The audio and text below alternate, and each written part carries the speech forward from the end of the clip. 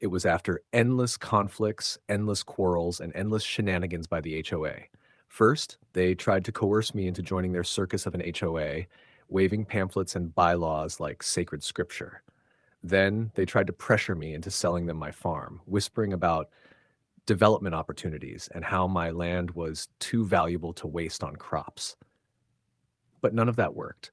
And after failing to wear me down, Loretta, the queen bee herself, decided on a new technique. My farm unfortunately sits right beside a neighborhood now run by an HOA, but make no mistake, we were here first. My family has owned this land before I was even born, before their identical houses, their copy-paste lawns, their obsession with control. The way the neighborhood was mapped, I unfortunately have to drive across their suburb to get anywhere.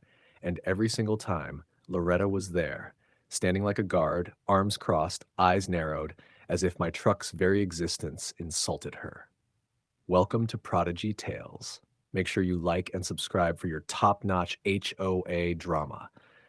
I got used to her stares, but that changed one afternoon when she marched right into the street, hand raised like she was stopping a criminal. She leaned toward my window, lips curled in disgust, and announced that my truck was too hideous for the class of people in her HOA. You can either change it to a sedan or SUV, she said, or don't drive it at all. She didn't pause for my answer. She delivered her decree like a queen addressing a peasant, then turned on her heels and strutted away, leaving me gripping the steering wheel, stunned by her arrogance. For a second, I laughed. How ridiculous could she be? Did she really think her authority stretched beyond the HOA's membership roles? I wasn't even one of them. My farm stood outside their grasp, and yet she acted like she had jurisdiction over my property, my vehicle, even my life. As I shifted the truck into gear and rolled away, I muttered, "She's got to be joking." But the pit in my stomach told me she wasn't joking at all. Loretta had declared war, and my truck was only the beginning. Before we dive in deeply, let us know in the comments where you're watching this story from. That night, her words replayed in my head like a broken record. Who did Loretta think she was, handing down verdicts on what I could or couldn't drive? I lay in bed staring at the ceiling, wondering if she was bold enough to actually try something beyond her usual stares and smug warnings.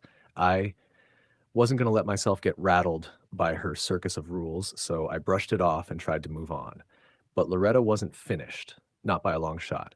Just a few days later, I opened my gate, ready to drive into town, and there she was, planted right in front of it like a sentry. The audacity nearly made me laugh. She looked at me with that smug, rehearsed expression, and before I could even ask what she was doing, she spoke. "Seems like you haven't taken my warnings seriously." Her voice dripped with satisfaction, as if she had caught me red-handed committing a crime. I leaned on the steering wheel and chuckled. "Were you actually serious with that, Loretta? You do realize I'm not a member of your HOA, you don't run my farm, you don't run me, and you definitely don't run my truck." But Loretta didn't flinch. Instead, she leaned closer and hissed, "Further noncompliance might attract extreme disciplinary measures." Then she walked away, heels clicking on the pavement like she had just delivered a death sentence. I sat frozen for a moment, engine idling, her words replaying over and over. Extreme disciplinary measures? From an HOA?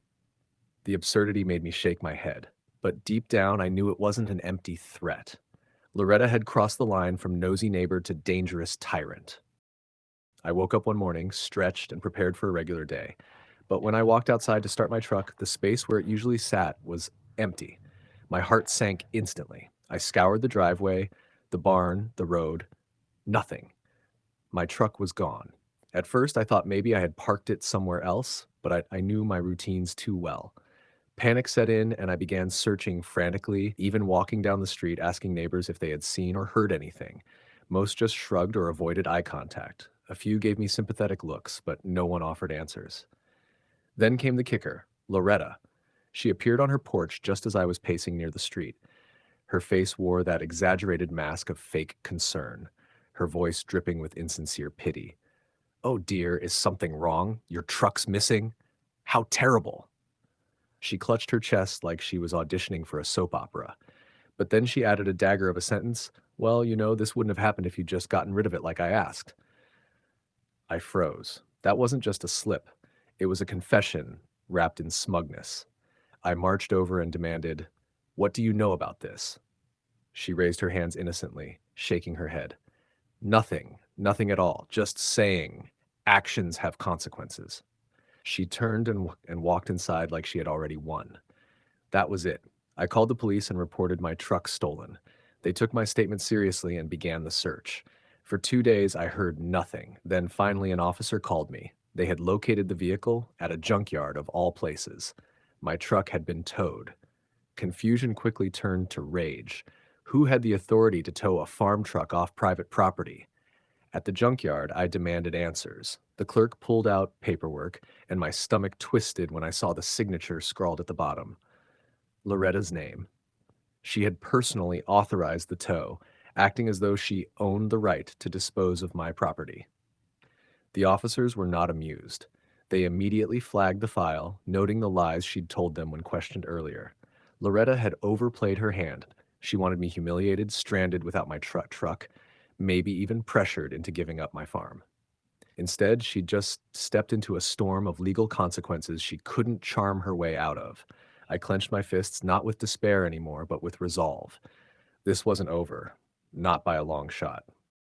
Everything started to rain down on Loretta, and it was beautiful. The day after the junkyard incident, the towing company called me to confirm they had returned my truck, no charges. But that was just the beginning. Loretta couldn't outrun the consequences of her actions for long. First, the towing fees. She had to pay them. That alone was a kick to the ego. But then the real hammer came.